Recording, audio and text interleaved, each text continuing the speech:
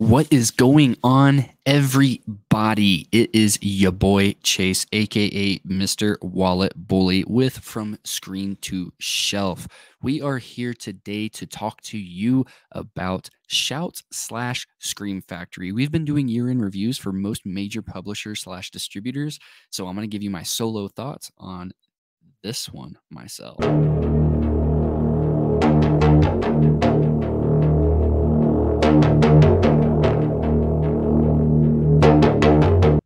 All right, guys, welcome back. I am actually pretty excited. I know it's been pretty doom and gloom about Scream/Shout, a pretty underwhelming year in some people's eyes, but I think I'm here to bring a little bit more of a positive approach. In the community, I'm a little bit well known for being a little bit of a Scream/Shout Factory fan. From 2022, 2021, ever since they entered the 4K game, I bought every single one of their 4K releases, and very rarely did they miss. My biggest problem with them started with Happy Death Day, and that was with them calling themselves, like the Amarays, calling them collector's editions and lacking special features, lacking slipcovers.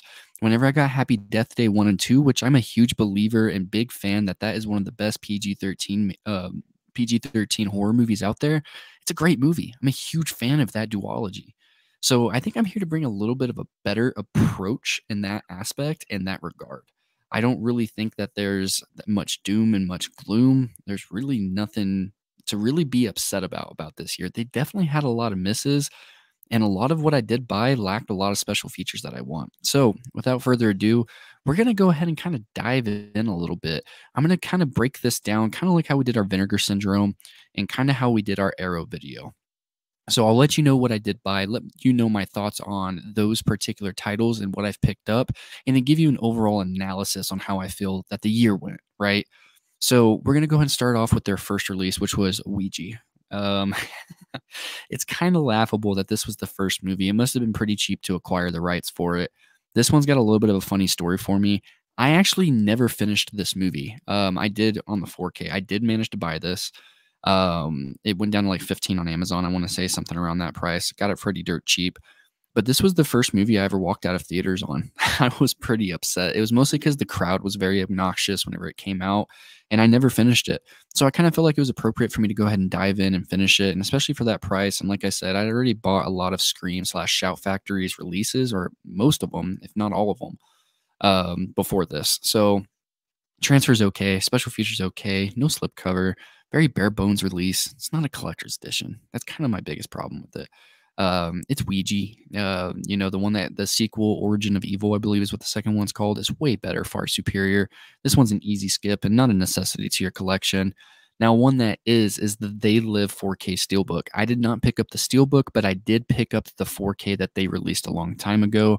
Fantastic movie, one of John Carpenter's best as a movie. If you have not seen that, you need to watch it in any way, shape, or form, as I'm known for saying. Get a hold of it on streaming. If you got it, the whole story written on a napkin, and that's your best way of experiencing it, still worth experiencing. They did also release Wrath of Man on January 17th. I didn't pick this one up. Doesn't seem like it's up my alley, but that definitely has its audience, and I know there were people that were excited for this Guy Ritchie film. Now, another thing that a lot of people were super excited for was January 24th. They did drop the Jackie Chan collection.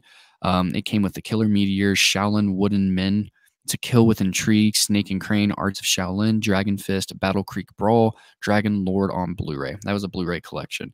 Yeah, a lot of people were super stoked for that. I don't really have any feedback to give on regards to how bare bones the special features are, but I know there were a lot of people that were very happy that they came out, and I'm happy for the fans that did get to get that. Now, another movie I know some people were excited for, but were kind of curious and scratching their head as to why they ended up getting a 4K of it, was Freaky. That stars Catherine Newton and Vince Vaughn. I did not pick this one up. I'll probably pick it up. It's not out of print. Didn't have any collector's value. No slip, no nothing. Not a steelbook out there, anything like that. Just a very basic and bare bones Amaray. So kind of skipped over this one. And I think this one didn't label itself Collector's Edition, surprisingly. Then on Blu-ray, you have an anime known as Inuo. If I'm saying that, I apologize. Have no thoughts on that one. Just letting you know it was released. Then you had a pretty big release in Zack Snyder's Dawn of the Dead. I did not pick this one up either. I have seen the movie. It's a very fun time. There's people out there that love it a lot more than I do, and there's people that don't really care much for it. So Not really partial to it, but I did not pick up the 4K, if that speaks any volumes. So the only pickup I had throughout this entire month was Ouija, and I just got that during the Black Friday sale. Dance with Death, Dance of the Damned. It's a Blu-ray duology.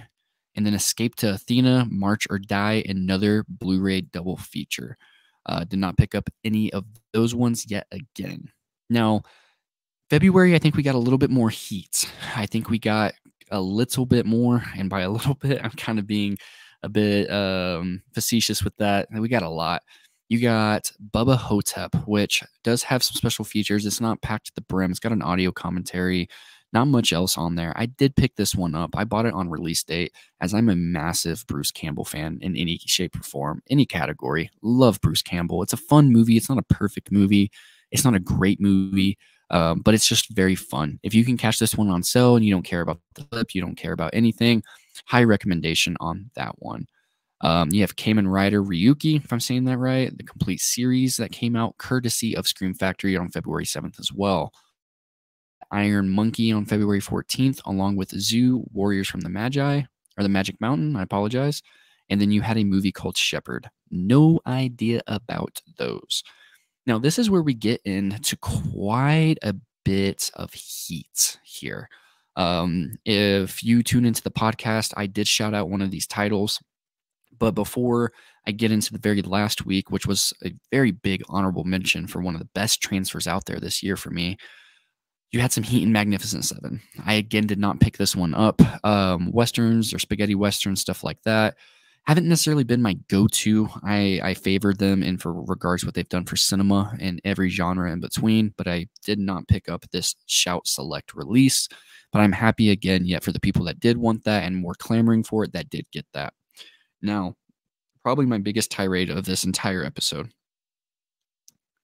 I am a massive Slumber Party Massacre fan, parts 1 and 2. I am a huge fan of that series, that duology. I love them. They're just goofy fun. It's one of my favorite 80s horror slashers. It's just bonkers. It is the epitome of everything 80s and 80s. Like over and over and over again, through and through and through. It literally, the second one evolves with the times and gives you what late 80s horror is and was. I'm just a huge believer that those are some of the prime examples of what horror from the 80s are. So when this was announced, I literally was screaming. I was so excited. And it is one of the most disappointing releases I've ever gotten in my hands for many reasons. It lacks special features. It doesn't have a lot going on for it. Literally none of the special features were worth really checking out. And as well, and I get that there were probably source material limitations. The file sizes probably didn't warrant too much, but there had to have been. You know, these are cult classic movies that I know I'm not alone with loving these movies so much. But for you to put that on one BD100 with 2 movies on there, appalling. Absolutely appalling. Not okay in my eyes. It really just is not okay, right? Like recently we did get the Prophecy 1 through 3 by Vinegar Syndrome, and them I don't question as much because they did put parts 2 and 3 on one BD100, and I know that was a digital file size, and I know Vinegar Syndrome caters to collectors, right? I know Scream/Shout used to for the most part, but it started becoming very apparent that they didn't. No slipcover, no steelbook alternative, nothing along those lines coming out with the Slumber Party Massacre. I think I gave it one watch each movie, and I haven't opened it back up outside to check out those special features way back when it launched. And it's just really not worth the price of admission. It's really not, especially for the price it came out with. I believe it was like 40, maybe $50. It might have been on sale with an Amazon price match guarantee. But we're going to flow right past that. I don't want to be overly negative because I am a Scream/Shout Factory fan. We've got to remind ourselves, like, these people are the ones that found us the producer's cut for Halloween. I want to say it was 5, maybe 6. They found the producer's cut for that. They also gave us the lost variation of Return of the Texas Chainsaw, which is Texas Chainsaw The Next Generation, which was a cut that was only, I believe, available on the Japanese Laserdisc. They put that out on Blu-ray, the only physical media copy that you can get that is non-Laserdisc, to my knowledge. So we've got to remind ourselves that they've done a lot to cater to collectors and to give themselves the value. And I think they've just kind of dissipated, like, at this point. Like, nobody was clamoring for Ouija. I don't think anybody was clamoring for Freaky. I think that was just an easy rights acquisition, and they just said, screw it, we're going to go ahead and throw it out there. Now, something I am very excited, as much as Slumber Party Massacre was an underwhelming release, I have a feeling another boutique might get a hold of that. They did come out with some heat on pure titles alone with Magnificent Seven and the Slumber Party Massacre. But in February 28th, they gave us Cubo in the 2 strings 4K, which is a genuine reference quality disc. It looks incredible. Doesn't necessarily have a lot of special features yet again, but it looks incredible. And I cannot recommend you have that in your collection enough. I genuinely can't. It's a high recommendation. So is Dragonheart, a very fun movie. Looked solid. Again, not a whole lot in the collector's edition department. Box Trolls, that was my honorable mention for one of the transfers of the year, favorite titles, favorite releases. I'm also a huge fan of that movie, but Box Trolls is genuinely one of my favorite family-friendly kids movies. I love that movie. I find it very wholesome. It's got a great, powerful message. It's got a lot going on for rewatchability. It's fun for the whole crowd, and it just took my breath away at points. It doesn't stand up there with Caroline or Coraline.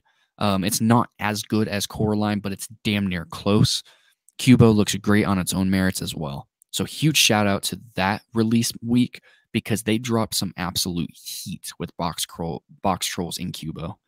Then they also released Raiders of the Sun and Wheels of Fire on Blu-ray, a duology or double feature. The Great Texas Dynamite Chase and Eat My Dust. It's got a crowd out there for that. So happy for the people that needed that. And then you did get Streets of Fire starting off March. You got Streets of Fire in 4K, which, again, I didn't check out, but I know there were people that were super excited for it. Slipless, it was a Shout Select release. Not a whole lot of collector's value going on into that. Razorback, super awesome. Blue Thermal, did not get to check out Blue Thermal. March 21st, you had Dr. Giggles, which I know there's a huge cult following. It's been years since I've seen that movie, but I know there's people that are super excited for it.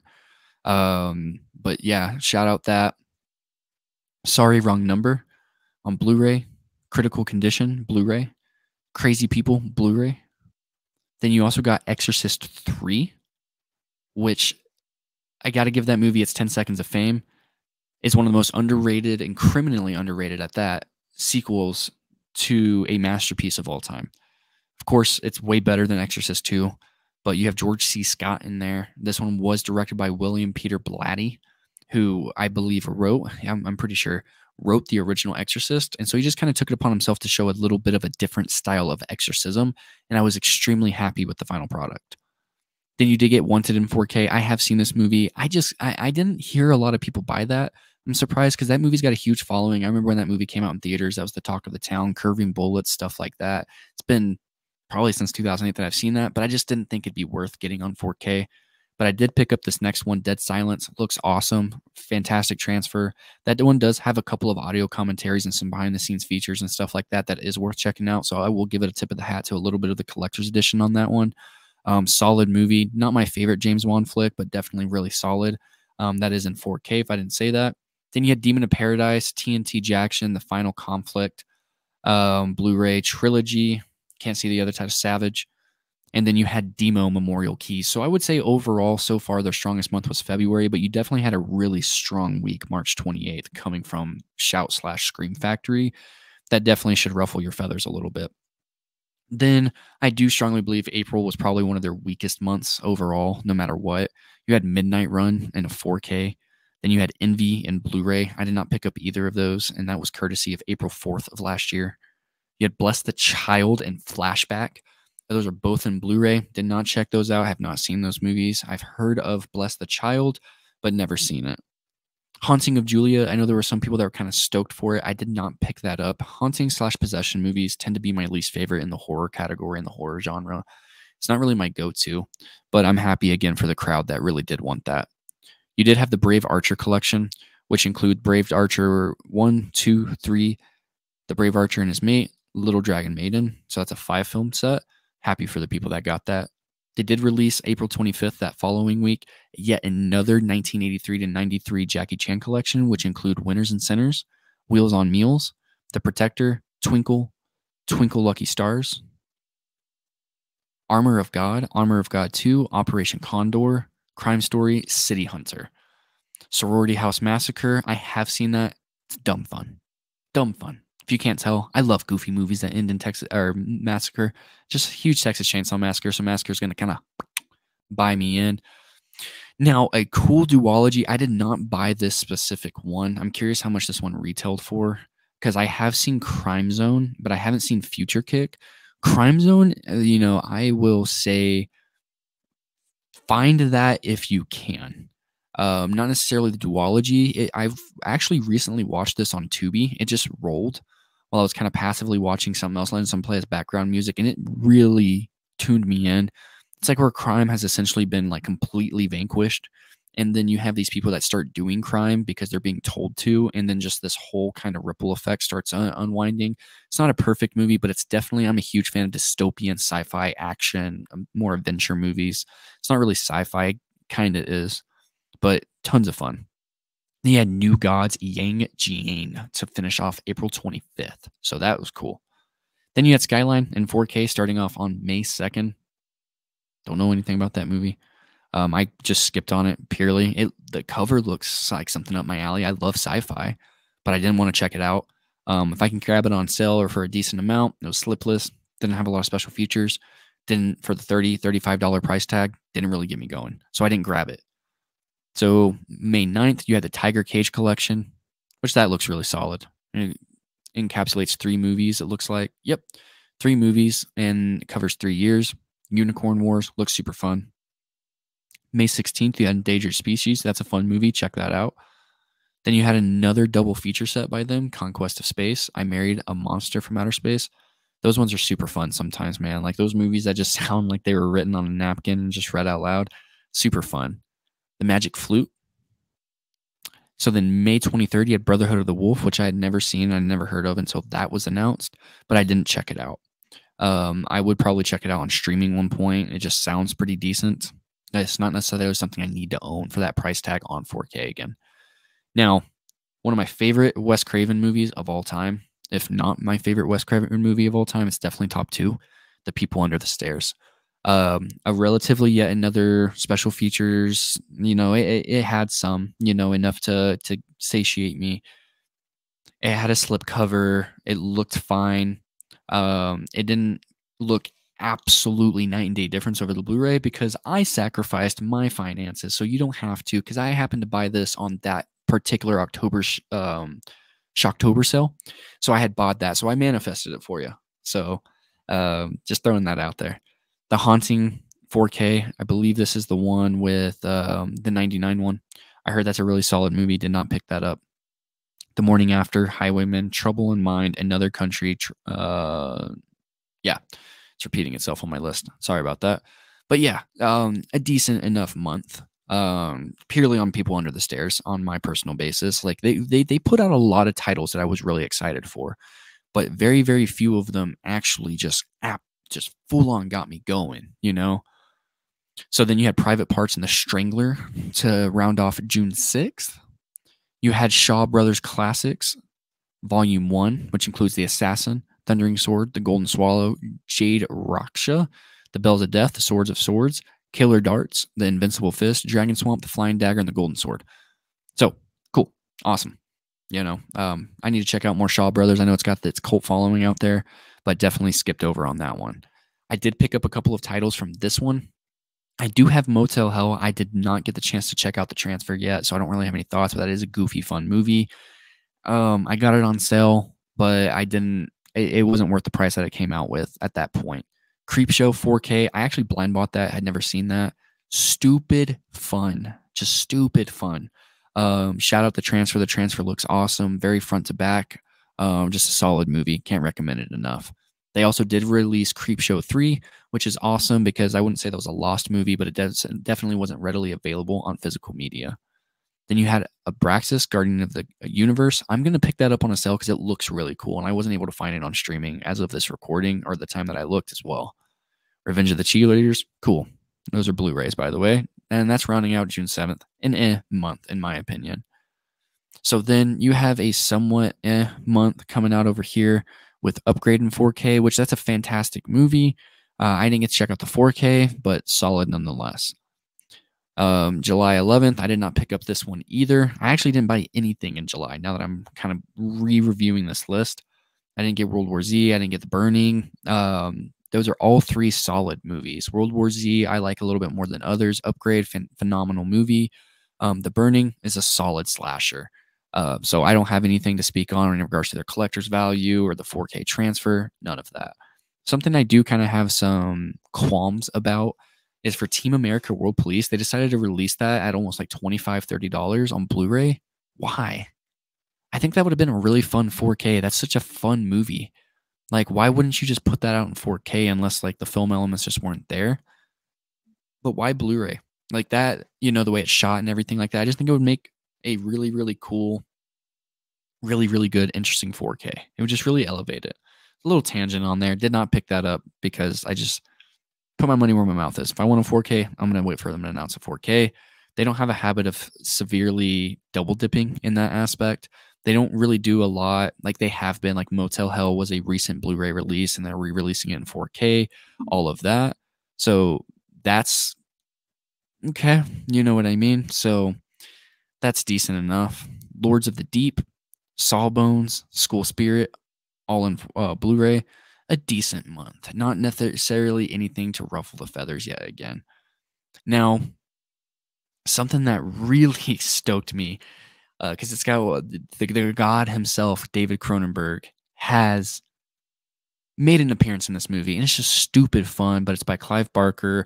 It has some awesome special features, some really cool behind the scenes, and I believe it has the extra cut on there, but that's going to be Nightbreed in 4K. Awesome movie, spectacular movie. Just had a lot of fun with that one. High recommendation, solid transfer. Had a really good time with that. On Assault on Hill 400, Little Nicky came out that following week, August 8th. Shaw Brothers Classics Volume 2, which includes Lady of Steel, Brothers 5, The Crimson Charm, The Shadow Whip, The Delightful Forest, The Devil's Mirror, Man of Iron, The Water Margin, The Bride from Hell, Heroes 2, The Flying Guillotine, The Dragon Missile. Awesome. So, cool. Then it looks like they just randomly dropped a 4-film Leica Blu-ray set. Awesome. Now, I did not pick this up. I actually missed out on that Steelbook, so I didn't want to buy the standard. I'm hoping it gets a reprint at some point. Not really known to. But they brought out Hackers, a super fun movie. I managed to get a hold of that, not the 4K, but I watched the movie around the time that was announced to see if I'd be interested in the 4K. It's a fun movie. It's exactly what you think it is. It's a super fun time. Now, the inner Chucky fanatic in me screamed when I saw this. But we got Bride of Chucky, Seed of Chucky, Curse of Chucky, and Cult of Chucky, which were both awesome transfers. They looked very, very good. Not reference, not, oh my God, you have to buy this. But again, with that collector's edition label stamp on it, it's kind of underwhelming because it just really had audio commentaries with a couple of actual featurettes on each disc, if that. Nothing that really got me going too much. Even some just like exclusive interviews that Scream Factory like gets Mancini and sits him down and says, "Hey, what about this?" Like they've done on previous releases that I think they did that for the Return of the Texas Chainsaw Blu-ray release. I want to say I've seen them do that before where they have like Scream, Shout, like those type of exclusive featurettes. I would have really loved to see that. I'm a hardcore Chucky goer. I love Chucky. So I was both whelmed and very underwhelmed at the same time. I listened to every single audio commentary on there. There's some with Don Mancini. There's some with Jennifer Tilly. There's some on there with, I believe, Mr. Dorff, and I know Fiona Dorff is on a couple of them. I want to say Curse and Cult, or I want to say Curse. She's on one of them, but really cool. So yeah, I mean, I would recommend you buy these if you can catch them on sale. $120 for 4 movies, though. You know what I mean? Equalizer 2000, 1987 came out to finish off that month. Now, also looking through here, I didn't buy any of these. There's one actually on my radar.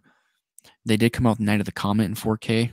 I heard that's a very fun movie. I did not get the chance to check that out. I have not seen it, have no opinions. I have heard solid things about it from within the community, though. My Demon Lover looks so fun. Didn't get to check that out. Irwin Allen Master of Disaster Collection. What we're looking at on that one was Flood, Fire, Beyond the Poseidon Adventure, Hanging by a Thread, When Time Ran Out, Cave In, The Night the Bridge Fell Down on Blu-ray. The Pack, 1977 on Blu-ray. Oh, actually, that's all of them. Yeah, it looks like they also got some individual releases. Nice, cool. So Lost City of Z, didn't check that out. Didn't get it. Just didn't seem up my alley. Natural Born's Killers to round out September 26th. My Bloody Valentine, which is actually on my radar of things to go pick up. I'm just waiting for it to drop below 32. I have yet to find it on sale.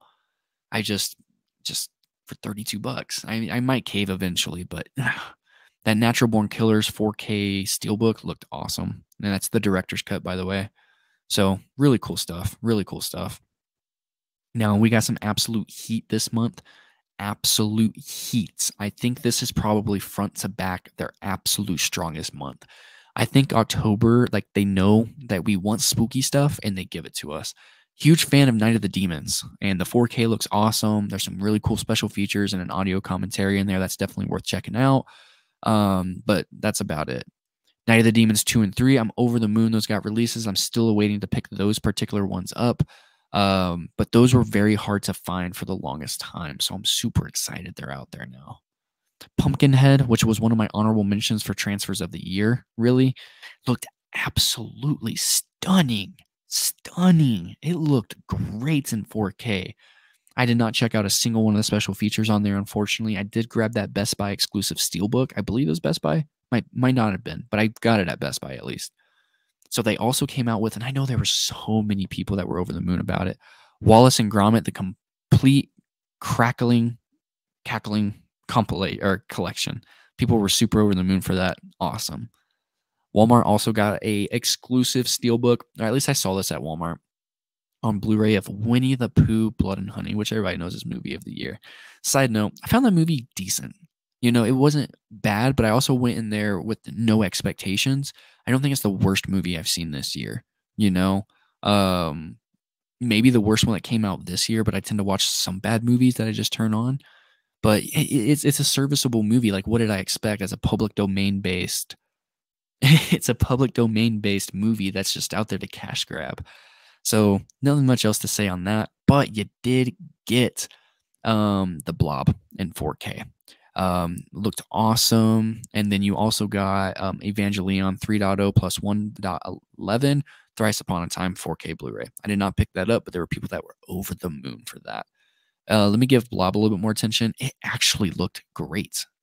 This is like one of their best months that they've had in a while, with just week after week after week after week heat. And then for the Shaw Brothers, I know there's so many people that came out with Volume 3, Killer Clans, the Shaolin Avengers, The Web of Death, The Vengeful Beauty, Death Duel, Life Gamble, Soul of the Sword, The Deadly Breaking Sword, Clan of the White Lotus, Shaolin Abbot, Shaolin Rescuers. So then you also had Street Girls to round that out. And we're almost done on this one. So on this, you did get Fargo, Surviving the Game, the Sony Chiba Collection, Spirited Away, and this is to round out November, I apologize. Police Academy Collection, Farscape, the complete series. Then you had Tales from the Dark Side, Death Wish in 4K, and then the T. Lung David Chang Collection. Did not grab anything that month. So have no opinion. I wanted to grab Death Wish, but I'll wait because I love the original Charles Bronson ones. Tales from the Dark Side looks like stupid fun. Just didn't get to it. Point Break, I did not get, unfortunately. But yeah, so I really missed out on that. Steelbook should have gotten it. Serval Bullet did not get. Looks super fun though. Kill Room came out courtesy of Shout Factory. Clue, I know people were over the moon for that. They also released Weird, the Al Yankovic story. I did not grab that, but it is on my list of things to buy. And then you got JFK, which that box set looked incredible. I do not own it, but I've seen plenty of videos showcasing it. Box set looks incredible. And I've heard solid things about the transfer. And as a package, that would be a genuine collector's edition. A really nice set. Then the Dead Zone, shout out Dead Zone. We did a review over here on the channel of that. Very fun, very crisp. The tunnel scenes, very good audio, decent special features that went into a lot of good details. I think that had been one of their most whole special features sets that year, last year. And it was just super fun. Glad we got that. Anytime Mr. Cronenberg, the God himself, the deity amongst men, we get so many awesome, I just get so excited. And I love it because they show him so much love. There's not a bad release out there of anything. Then you also finished it with yet another Shaw Brothers Classics Volume 4. God, the Shaw Brothers put out a lot of movies. The Rebel Intruders, Two Champions of Shaolin, Legend of the Fox, Black Lizard, House of Traps, Masked Avengers, The Sword Stained with Royal Blood, Five Element Ninjas, Shaolin Prince, Shaolin Intruders, Holy Flame of the Martial World, Opium and the Kung Fu Master. Sounds awesome. I need to get into those because they're putting out so many. Arrow's been putting out their own Shaw Brothers Classics collections, and they look awesome. Deadly Outlaw Rekka, awesome. Princess, they looks like they've had those out there for a while. It looks like they re-released their standards for all of the Ghibli flicks. Then you had Man with the Iron Mask, starring Leonardo DiCaprio. Did not grab that one either. So I'm gonna go ahead and just kind of summarize. There's no 4Ks. There's Thinner, Stephen King adaptation coming out later this month here in January. Then next month they have some pretty solid ones. Again, another movie that's coming out on Blu-ray. I'm just picking and choosing what they've announced. Tenacious D got a Blu-ray announcement. Really, again, just like Team America, I want a 4K of that, no matter how much sense it doesn't make. An Atmos track on something like that would just sound great, which I know they're not known for doing Atmos. Willy's Wonderland, which I will definitely be picking up. Darkman, already pre-ordered my Steelbook. Dragonheart's getting a Steelbook, and Magnificent Seven is getting a Walmart exclusive Steelbook as well. Awesome. Glad they're getting those reissues, and shout out that Creep Show. Then I think I'm the only person relatively excited for March.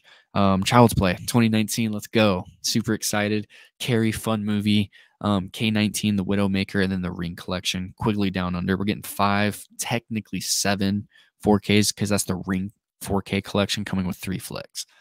Then you also have Mick Garris's Stephen King's The Shining. So overall, super solid year. You know, I think they're catching some flack just for the kind of pump and dump approach, right? I don't think that they're necessarily doing anything harmful, you know what I mean? And of course, you just go, well, of course they're not doing anything harmful. But what I mean by that is that, I mean, they're just putting things out. A lot of people I don't think realize they own a lot. Like they own some of these licenses and films. Like, of course, not big names. They, you know, they get the license and stuff like that. But they have actually a pretty big catalog of movies that they own, kind of like Vinegar Syndrome. Vinegar Syndrome owns some films out there, right? Like New York Ninja is the first one that pops over on my head. So for the most part, the biggest thing that I would say Scream Factory needs to improve on is just, if you're going to call yourself a collector's edition, put a slip on everything, right? That's what I care about. I'll be more inclined to buy day one, and just, yeah, put up some more steelbooks for your stuff. You know, I like steelbooks. A lot of people like steelbooks, and I'll pay the few extra bucks for the steelbook, right? Because I feel like I'm getting something actually worth being collected at that point. So the biggest thing that I think that they should do is they should definitely strategize with what they're going to release and not just quantize it, if that makes sense. Like just pure quantity over quality. Like they've had some absolutely stellar transfers, but I feel like they could have put some more time into some of these instead of just pumping them. Now, I don't know how big their team is. I could be speaking out of just what I've seen. And I mean, 200 people could have worked on realistically. But, you know, probably 10, 15 people realistically could have worked on one transfer, right? Like a small team. And I could be over here saying, oh, well, they didn't do enough. They didn't do this. They didn't do that. I don't know. I wasn't a part of that. I don't know what the film elements look like. I wish some of these, I mean, I really wish some of these people would do like what Universal's done with like restoring this movie on the Alfred Hitchcock Classics collections.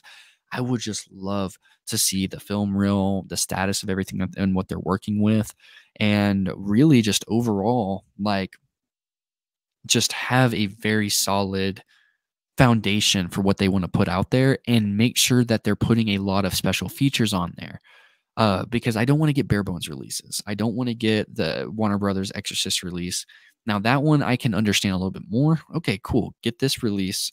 You're going to get bare bones release. You're paying for bare bones, or you can pay for everything if that's what you care about. But if you want just the movie, here's your entry level cost. Okay. I can kind of respect that, to be honest with you. You're giving me options. Now, of course, some people will rebuttal saying, well, you should just get everything no matter what. And that's fair, right? That's relatively fair. But also at the same time, I like options. You know, Steelbook, standard, right? There's 2 options I like right there. I can get a little bit more on just the packaging itself, or I can just get the actual release within it, in and of itself, right? So Overall, I think they had a much more solid year than people were giving them credit for, and I get it, they were releasing so much that some things were head scratchers, and then they're putting out so many things, and I could notice the community getting less and less excited for some of their releases, right? I know there's some people excited for Willy's Wonderland, but this upcoming March is getting a lot of hate, and honestly, I don't think it's necessarily warranted. If they dropped their price or they were releasing these around $25, that would just be make so much more sense. But you're starting off at $34.99, $39.98 on some cases on some of these retailers, and I get those are pre-order listings, but most of the time it is $35 on your website. So overall, I'm gonna say that they had a solid year. Now, this was the first year I bought every single Scream/Shout Factory release through every 4K era. Once they started, I believe one of their first ones was Krampus. So I dug in, I did this, I did that, I bought this, I bought that, and yeah, I wasn't really ever that disappointed. I was super excited with what I got. I wasn't underwhelmed. And then just some things started coming in. I was like, well, I can wait on a sale for this one. I don't need this. It doesn't have the slipcover. There's no steel book out there to go and grab. That's the limited pressing. There's no sense of urgency for me to really buy their titles. So I just kind of faded away from them outside of, again, Slumber Party Massacre, which is one of my biggest disappointments of the year. But then they kind of leveled it out with People Under the Stairs. Then they also came out Night of the Demons. They came out Pumpkinhead, The Blob, Chucky 4 through 7. I can't complain and I can't say they had a bad year. They own so much out there and have so many licenses. They're going to just dump things out there. They're going to. They're a rather bigger company compared to some of these other places. They're known for what they do. I mean, they even restore some of the World Series, like they do, like I believe the championships for like those and publish them out on Blu-ray and stuff like that. They even do little mini documentaries like this one I have sitting over there on my shelf called like Normandy, the Storm of D-Day or something. A lot of people don't know about. It's an awesome transfer. Looks really cool, but nobody talks about it, right? They just pump out so much, right? So I think we need to give them a little bit more slack. And I get the whole collector's edition thing. Even I've been saying that, like, a pretty bare bones release, no special features, none of this, none of that. And yeah, I just wish they would do just a slight bit more. That's about it. I'm going to go ahead and wrap up my year in review and say that they had a very solid year. A good even, right? Great. I don't know. I mean, clearly they didn't have as good of a year as Arrow. Arrow came out with the packaging, with the prices, with the price point. That entire Psycho set was like 65. The entire Hellraiser set was like 70. Their pricing makes sense. That's how much it would cost me to get 2 Scream/Shout releases. And some of those I had to import from the UK. And I know those licenses weren't cheap, right? So it feels like you're just getting taxed a little bit. So that's really all I have to say about Scream/Shout Factory. Thank you guys so much for checking out our year-in reviews for the publishers/distributors. Again, my name is Chase. I'm one of the 3 beautiful souls that makes up this illustrious channel. Please leave a comment. Let me know if you, maybe some of you thought Scream Factory won the year. I would love to have a very friendly debate down there and see what, like, maybe you might jog my memory and make something tick, right? So thank you guys so much again for all of your love and support. Until next time, to our next video. See you later.